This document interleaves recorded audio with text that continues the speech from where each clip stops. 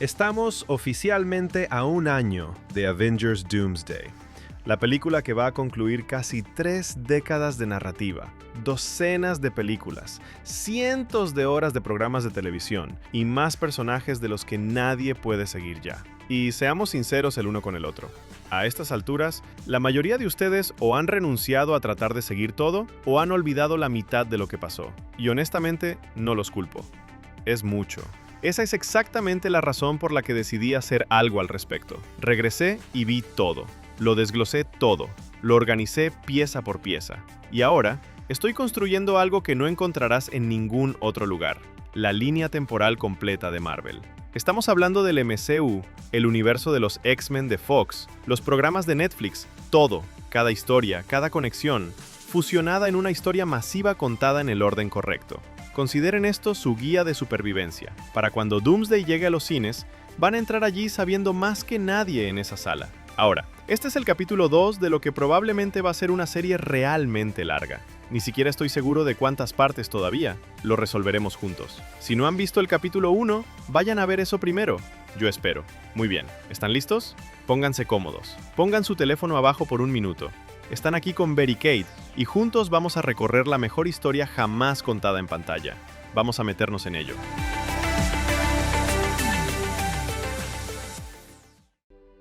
El siglo XX marcó un punto de inflexión en la historia. Esta fue la era cuando surgieron los primeros grandes héroes. No de fuerzas cósmicas o magia antigua, sino de los fuegos del conflicto humano. Mientras las guerras entre seres celestiales y entidades cósmicas se libraban en los confines lejanos del espacio, nuestra historia se vuelve de regreso a la Tierra, donde un tipo diferente de guerra estaba a punto de dar forma al futuro de la humanidad para siempre. En la Tierra-10005, entre 1917 y 1918, James Logan y Victor Creed se encontraron en las trincheras de la Primera Guerra Mundial. Estos dos hermanos habían estado luchando codo a codo desde aquella noche en 1845, sobreviviendo a la guerra civil y a innumerables otros conflictos. Su sanación mutante significaba que la muerte nunca era permanente. Las balas y las navajas solo eran contratiempos temporales. Pero esta guerra era diferente. Las trincheras eran un nuevo tipo de horror. Gas mostaza, andanadas de artillería, ametralladoras derribando hombres por cientos. Y en algún lugar de toda esa carnicería, Víctor comenzó a cambiar.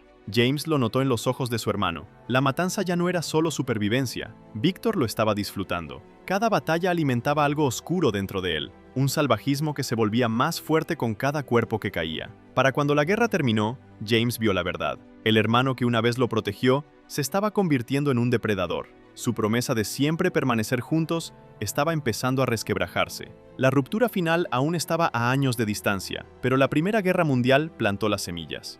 2 mutantes sobrevivieron a la Gran Guerra, pero solo uno de ellos se aferró a su humanidad. De vuelta en la Tierra 616, durante los años 1920, se estaba formando una amistad que un día cambiaría el curso de la historia. Pero para entender por qué, necesitan saber sobre un niño llamado Steve Rogers. Steve era pequeño, no solo bajo, genuinamente frágil. El asma le dificultaba respirar. Atrapaba cada enfermedad que andaba por ahí. Los doctores le dijeron a su madre que podría no sobrevivir hasta la adultez. En el papel, esta era la última persona que esperarías que se convirtiera en uno de los más grandes héroes que el mundo jamás conocería. Pero lo que Steve carecía en fuerza física, lo compensaba con algo más: corazón. El niño tenía un inquebrantable sentido del bien y del mal, y no tenía absolutamente ninguna idea de cuándo retroceder de una pelea. No importaba si el matón era el doble de su tamaño, o si había 3 de ellos. Si Steve veía a alguien siendo maltratado, intervenía. Lo derribaban. Se levantaba de nuevo cada vez. James Buchanan Barnes, Bucky para sus amigos, era todo lo que Steve no era. Fuerte, confiado, encantador. Podía hablar para salir de problemas, o pelear para salir si hablar no funcionaba. Bucky tenía toda razón para andar con la multitud popular y dejar atrás al niño flaco. Pero Bucky vio algo en Steve que otros pasaban por alto. Vio coraje que no tenía nada que ver con los músculos. Así que cuando encontró a Steve en otro callejón más, ensangrentado y desafiante, Bucky no solo lo sacó, se quedó. Se convirtió en el amigo que siempre cubrió la espalda de Steve. A través de los años 20 y entrando en los 30, estos dos se volvieron inseparables, hermanos en todo menos en sangre. Ninguno de ellos sabía que se avecinaba una guerra que pondría a prueba ese vínculo de maneras que no podían imaginar.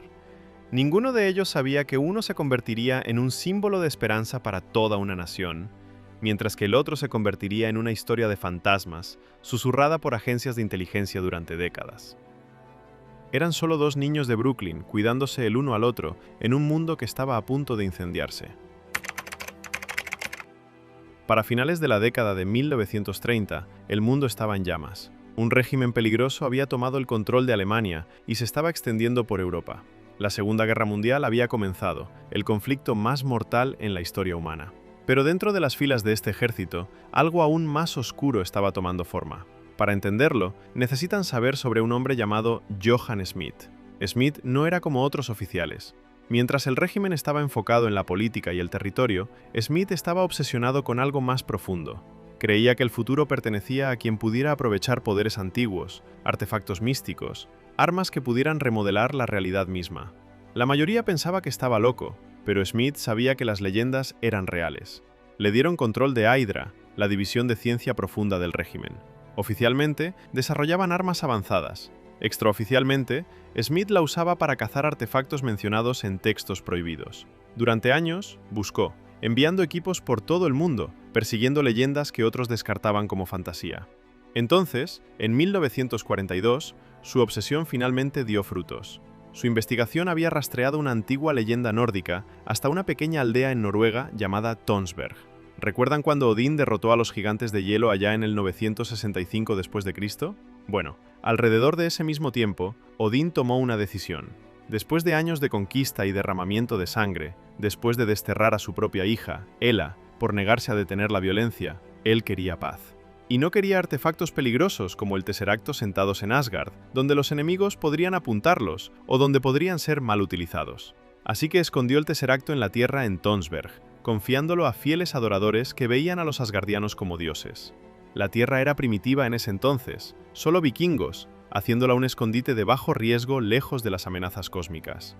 La gema del espacio, una de las 6 gemas del infinito forjadas del Big Bang mismo, había estado sentada en una vieja iglesia durante casi 1000 años, protegida por una orden de guardianes que pasaba el deber a través de las generaciones. Schmidt finalmente la había encontrado. Schmidt llegó a Tonsberg y encontró la iglesia. Confrontó al viejo guardián y se ofreció a perdonarlo si revelaba la ubicación del Tesseracto. El guardián afirmó que no sabía dónde estaba, pero Schmidt no fue engañado. Notó una pared de madera con el árbol de Yggdrasil tallado en ella, el árbol cósmico que conecta los 9 reinos. En el centro había un pequeño botón. Schmidt lo presionó y un compartimento oculto se abrió, revelando el cubo brillante dentro. Lo tomó y, de salida, se aseguró de que nadie en la aldea volviera a hablar jamás de lo que pasó allí. Hace mucho tiempo, un grupo de seres llamados los clandestinos fueron exiliados de su hogar, una dimensión llamada el Nor. Estos no eran humanos, eran genios, seres de luz y energía ahora atrapados en la Tierra sin manera de regresar. Durante siglos, buscaron cualquier cosa que pudiera abrir una puerta a casa. En 1942, su búsqueda los llevó a la India ocupada por los británicos, donde descubrieron un templo abandonado. El templo llevaba un símbolo familiar, 10 anillos entrelazados. Este era un puesto de avanzada de la Organización de los 10 Anillos, el mismo imperio construido por Xu Wenwu durante la Edad Media cuando descubrió los 10 anillos y los usó para conquistar durante 1000 años. Dentro encontraron algo inesperado, un brazo azul sobresaliendo de los escombros, los restos de un Kree. Ahora, los Kree son una antigua raza alienígena que ha estado viajando por el cosmos durante millones de años. Entraremos en su historia completa más adelante en esta serie, pero por ahora, solo sepan que son una de las civilizaciones más poderosas del universo. Y uno de ellos había muerto aquí hace mucho tiempo, con algo importante todavía adherido a su brazo. Un brazalete. No cualquier brazalete, una banda cuántica. Estas bandas eran antiguos artefactos Kree de inmenso poder. Podían manipular energía, abrir portales a través del espacio, y lo más importante para los clandestinos, potencialmente abrir puertas entre dimensiones. Pero había una trampa. Necesitaban ambas bandas para abrir completamente un portal a casa, y esta era solo una del par. Una de las clandestinas, una mujer llamada Aisha, se puso la banda en su brazo e inmediatamente lo sintió. El Nur, la energía basada en luz de su dimensión natal, era más débil aquí en la Tierra, pero aún potente. Pero había una trampa. Najma, la líder del grupo, explicó que necesitaban ambas bandas para abrir completamente un portal estable a casa. Con solo una, intentar regresar podría ser catastrófico. Antes de que pudieran buscar la segunda banda, lo escucharon. Explosiones, soldados. El ejército británico se estaba acercando. El templo comenzó a colapsar a su alrededor. El grupo se vio obligado a dispersarse y huir. Nunca se reunieron. Aisha escapó con el brazalete y se escondió. Con el tiempo, ella cambió. Conoció a un hombre llamado Hassan, un activista local, y se enamoró. Tuvieron una hija llamada Sana. Pero en 1947, la partición de la India desgarró el subcontinente. En medio del caos y la violencia, la familia de Aisha se vio obligada a huir hacia el recién formado Pakistán. Durante el éxodo masivo en una estación de tren abarrotada, la joven Sana se separó de sus padres, pero esa es una historia para más adelante.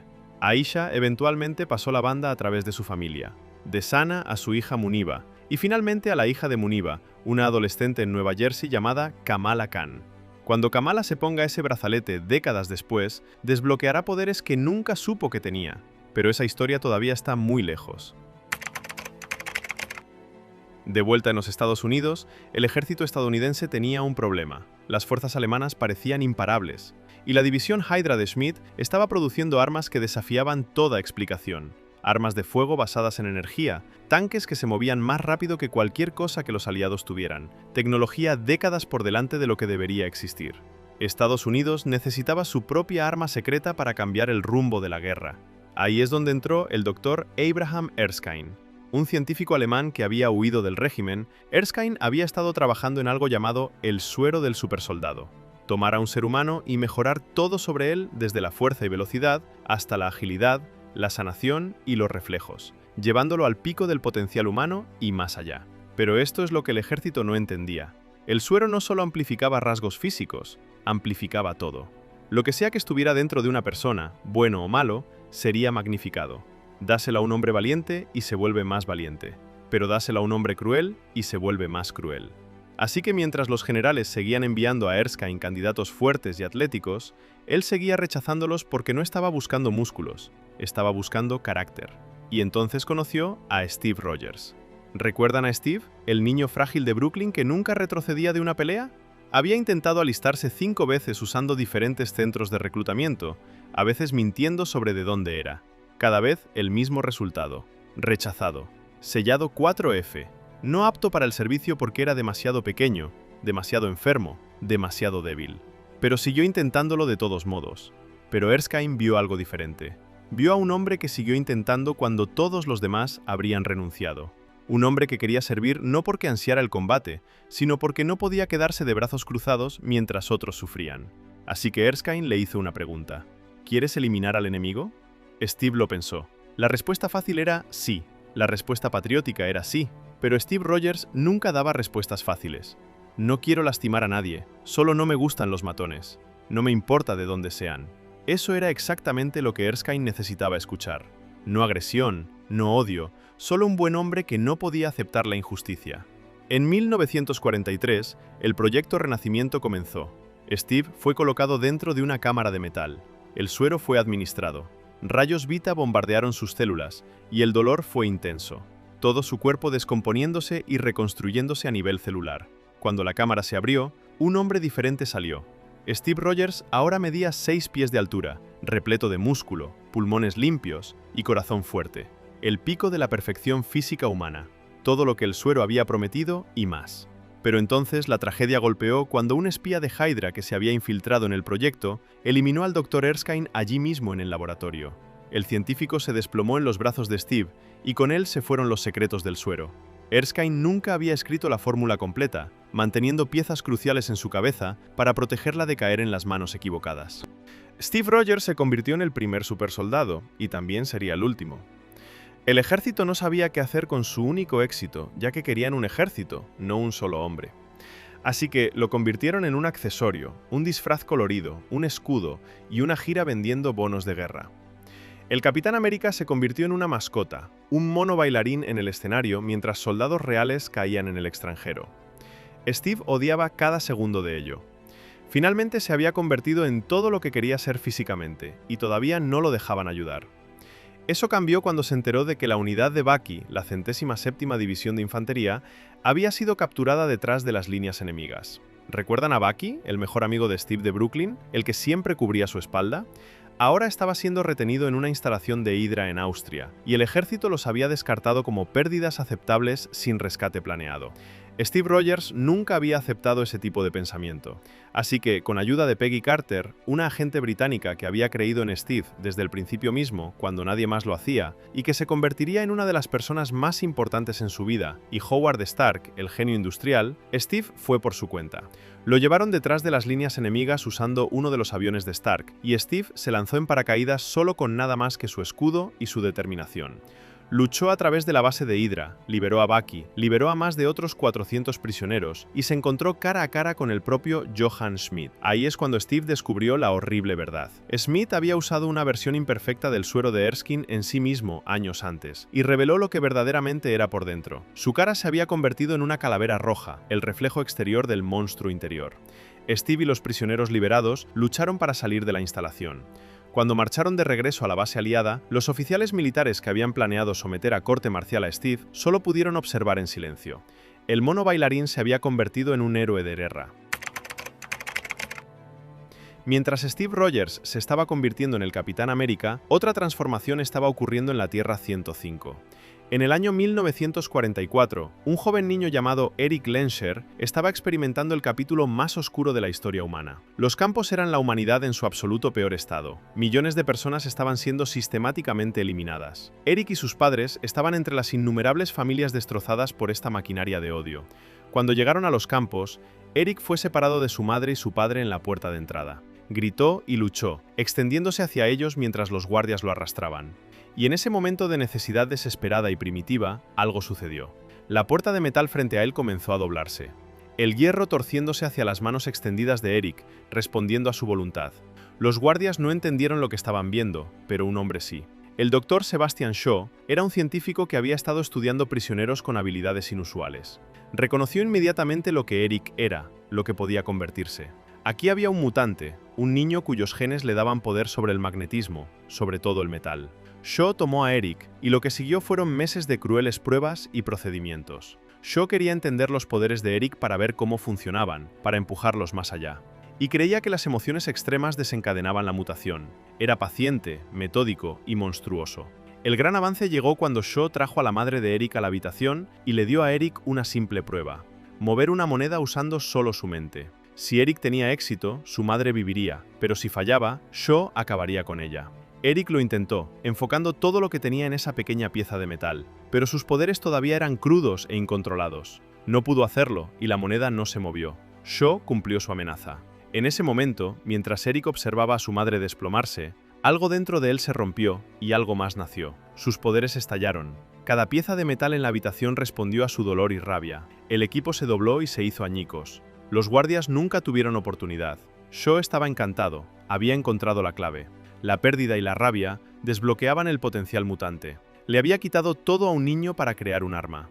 Eric sobrevivió a los campos. La guerra terminó. El régimen cayó. Pero el niño que había amado a sus padres, que había creído en la esperanza y la bondad, se fue para siempre después de esa habitación. Lo que quedó fue algo más duro, más frío, moldeado completamente por la ira. El niño Eric Lenscher eventualmente se convertiría en Magneto, uno de los mutantes más poderosos y peligrosos que jamás haya vivido. Y la rabia que Shaw plantó en él ese día daría frutos durante décadas por venir. De vuelta en la Tierra 616, la guerra estaba alcanzando su clímax. ¿Recuerdan cuando Steve rescató a Bucky y a más de 400 prisioneros de esa base de Hydra? Bueno, algunos de esos soldados quedaron tan impresionados por lo que Steve hizo que se ofrecieron como voluntarios para seguirlo a la batalla. Se convirtieron en los Comandos Aulladores, una unidad de élite que respondía directamente a Steve. Y juntos, habían estado avanzando a través de las líneas enemigas durante meses. Se habían convertido en la punta de la lanza aliada, asumiendo misiones que ninguna unidad regular podía manejar. Y a través de todo ello, Bucky estaba al lado de Steve, justo como siempre había estado. A principios de 1945, la inteligencia reportó que Arnim Zola, el científico principal de Hydra y el hombre responsable de muchas de sus armas avanzadas, estaba siendo transportado por tren a través de los Alpes austriacos. Capturar a Zola podría darles a los aliados información crucial sobre las operaciones de Hydra, tal vez incluso la ubicación del propio Cráneo Rojo.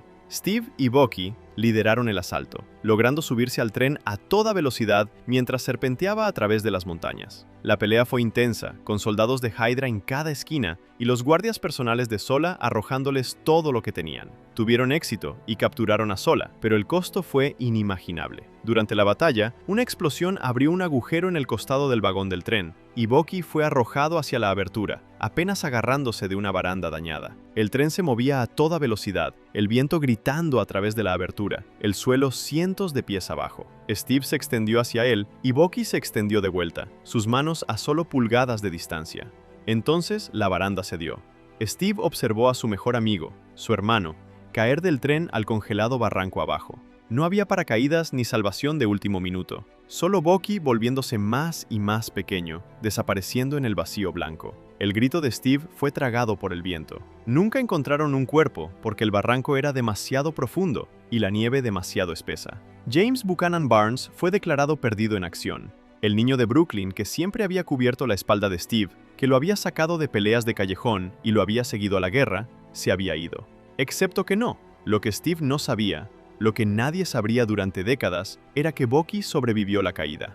¿Recuerdan cuando Bucky fue capturado en esa instalación de Hydra antes de que Steve lo rescatara? Durante ese tiempo, Sola había realizado experimentos en él, inyectándole una versión del suero del supersoldado.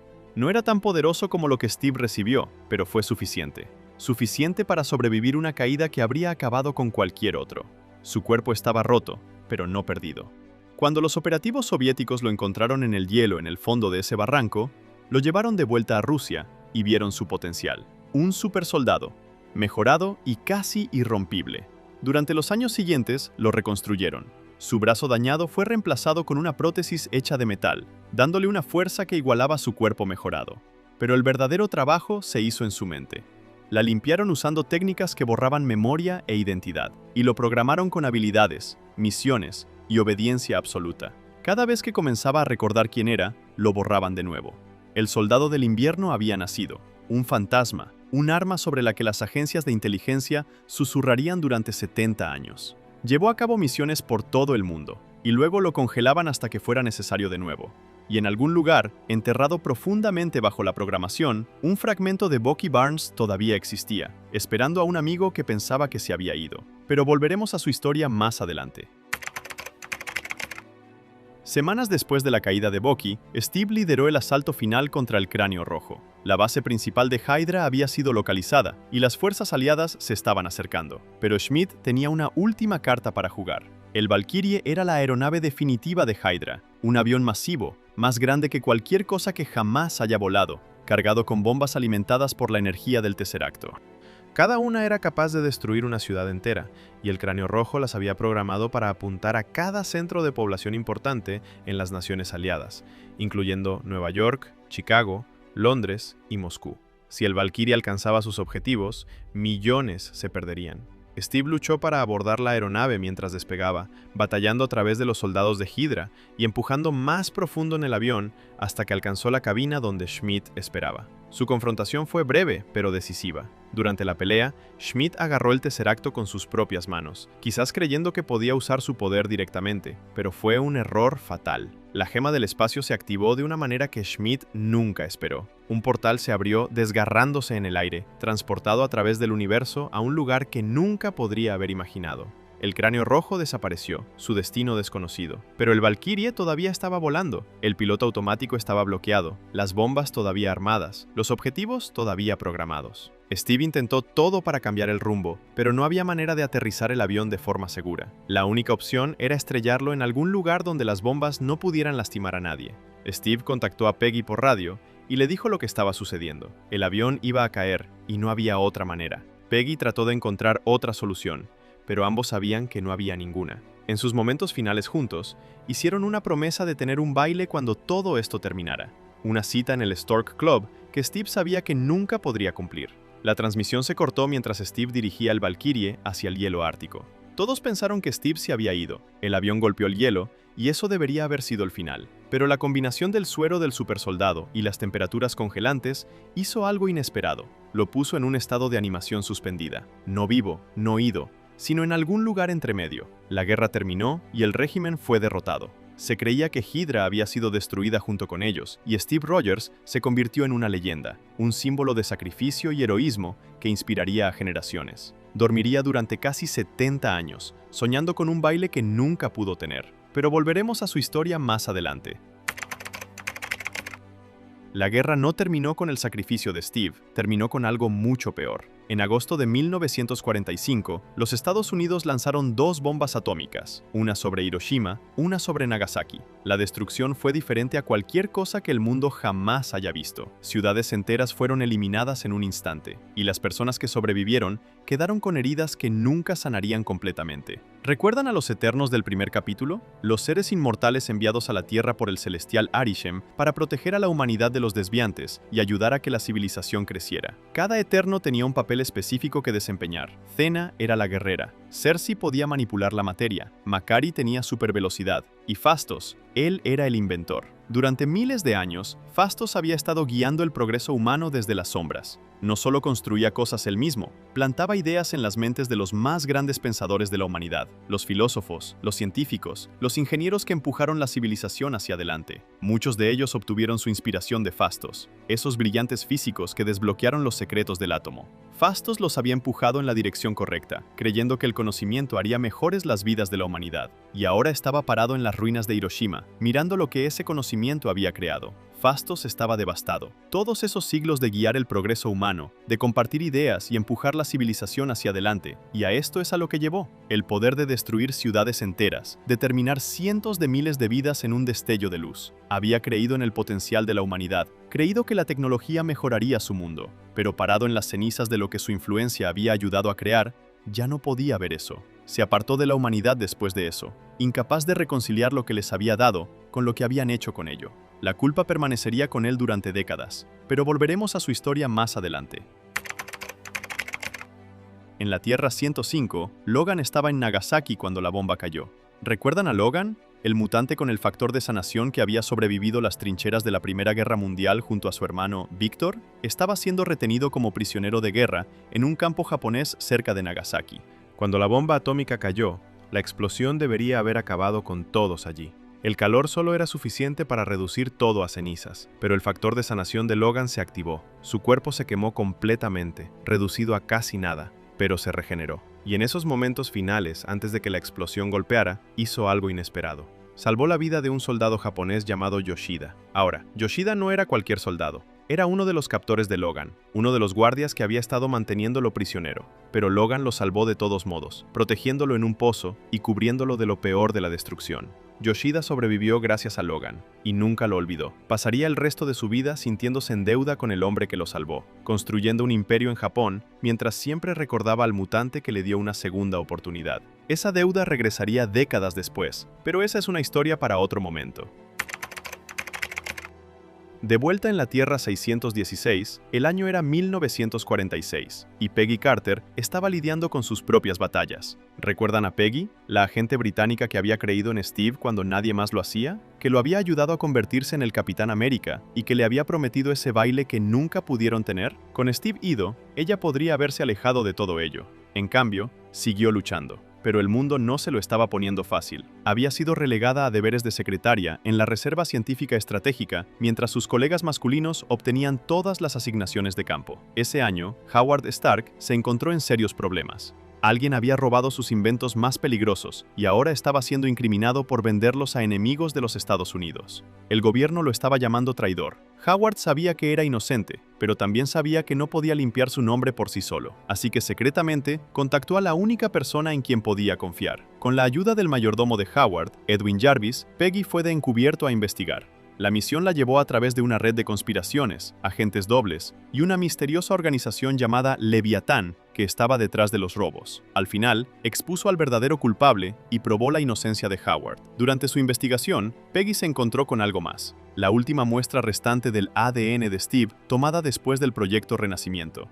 Era la única manera en que alguien podría jamás recrear el suero del supersoldado. La gente habría hecho cualquier cosa por ponerle las manos encima. Habría comenzado guerras por ello. Así que Peggy tomó una decisión. Lo destruyó, vertiéndolo en el río en lugar de dejar que se convirtiera en otra herramienta para la destrucción. Era su manera de dejarlo ir, de proteger su legado. Después de todo por lo que había pasado, Peggy se convirtió en una de las cofundadoras de SHIELD, junto a Howard Stark y el coronel Chester Phillips. La organización que protegería al mundo de amenazas extraordinarias fue construida en parte por una mujer que había amado a un hombre congelado en hielo, un hombre por el que nunca dejaría de esperar. Pero volveremos a su historia más adelante.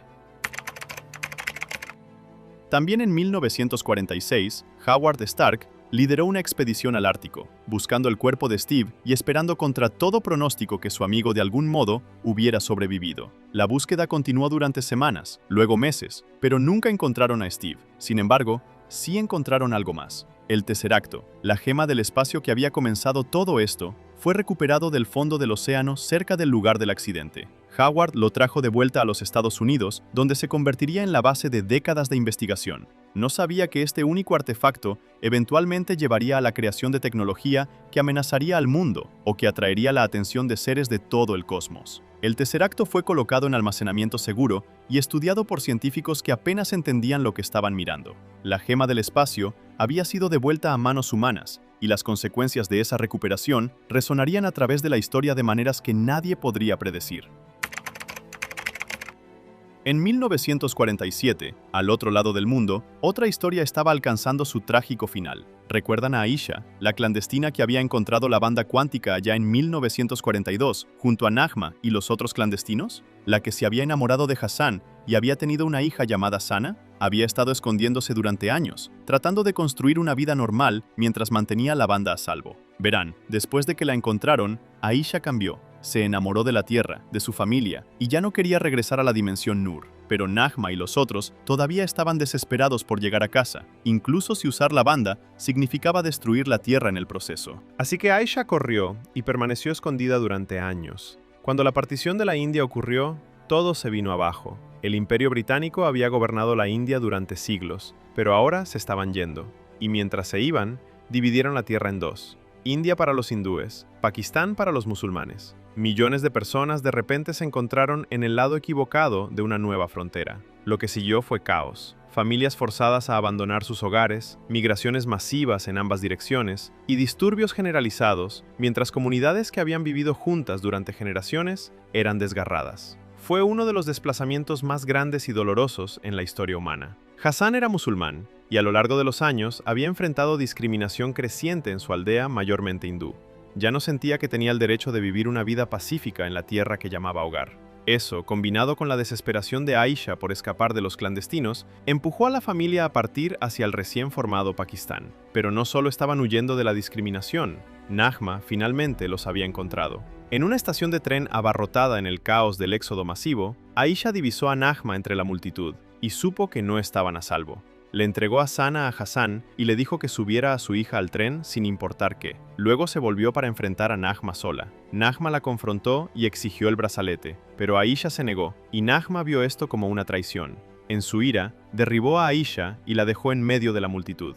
Mientras tanto, Hassan estaba tratando de encontrar espacio en el tren mientras sostenía la mano de Sana, pero en todo el caos, le perdió la pista. La pequeña Sana se había alejado, gritando por su madre. Aisha se estaba desvaneciendo y sabía que no lo lograría, pero con su último resto de fuerza, hizo algo increíble. Usó el brazalete para alcanzar a través del tiempo mismo, jalando a su bisnieta, Kamala Khan, desde décadas en el futuro. Y entonces, algo imposible sucedió. Una figura apareció en la multitud, brillando con la misma energía que la banda cuántica. Era Kamala viajando de regreso a través del tiempo, a este momento exacto. Encontró a Aisha tendida en una carreta, desvaneciéndose rápido. Al principio, Aisha pensó que Kamala era Sana. El brazalete había funcionado. Había traído a su hija de vuelta a ella, pero Kamala explicó que no era Sana. Aisha entendió inmediatamente. Le entregó a Kamala una foto de su familia y le dio dos instrucciones. Sube a Sana al tren y protege el brazalete. Kamala protestó entre lágrimas.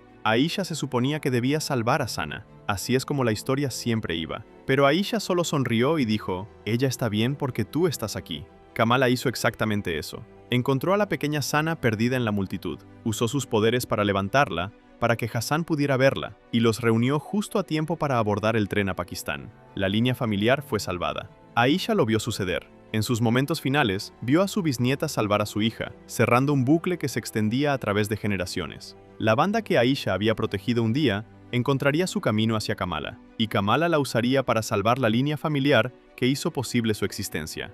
Fue un momento hermoso y desgarrador, prueba de que las decisiones que tomamos resuenan hacia adelante a través del tiempo de maneras que nunca podemos entender completamente. Aisha se había ido, pero su legado viviría a través de Sana, a través de Muniba y eventualmente a través de la propia Kamala.